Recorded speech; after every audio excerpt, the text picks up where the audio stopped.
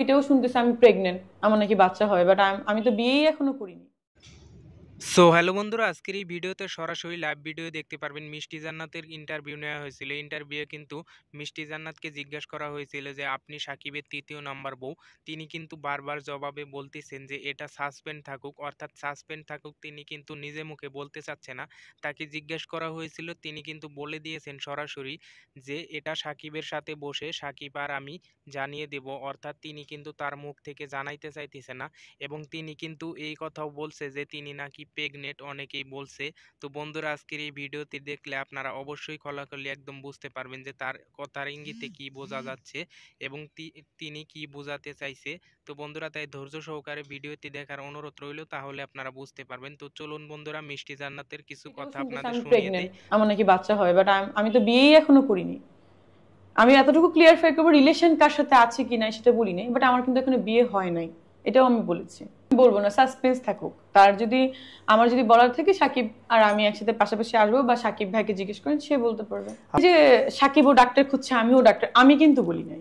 আমাকে বলা হয়েছে যে সবাই বলেছে, এটা কি সত্য কিনা। আমি বলছি এখন আপনারা যদি আপনারা বের করেন, আপনাদের সাংবাদিকদের কাজ কি সবার সাসপেন্স বের করা, তা আমি তাদেরকে একটা কাজ দিয়ে দিছি বের করার। এটা কন্ট্রোভার্সি থাকুক বা সাসপেন্স থাকুক, পরে বলবো, আর একটু পরে বলি, পাশাপাশি এসে বলি, পরে কিছু যায় আসবে না। কারণ হচ্ছে সে কেউ, নট অনলি সাকিব ভাই বা সাকিব খান বা এনিওয়ান, কেউ চাইলেই তো বিয়ে করা যায় না, তাই না? অনেক কমপ্লিকেশনস, রুলস থাকে, রেগুলেশনস থাকে। আর আমি এমন কোনো বিয়ে করবো না যে আমার ফ্যামিলি মানবে না, ঠিক আছে? সবাইকে ভাবতে দেন। আমার মনে হয় সবার ভাবা উচিত, যেহেতু আমি আনম্যারিড, আমার এখনো বিয়েই হয় নাই, সো আমাকে নিয়েই তো ভাববে। সবাই তো এখানে ম্যাক্সিমাম ম্যারিড, সো 2-3 জন আছে আনম্যারিড। মানে আমার টাইমে যখন যারা এসে সবাই ম্যারিড, অলরেডি 4-5টা করে বিয়েও করে ফেলেছে, বাচ্চাও হয়ে গেছে। যেহেতু আমি আনমেরিড, আমার একটা বিয়ের টাইম চলে আসছে।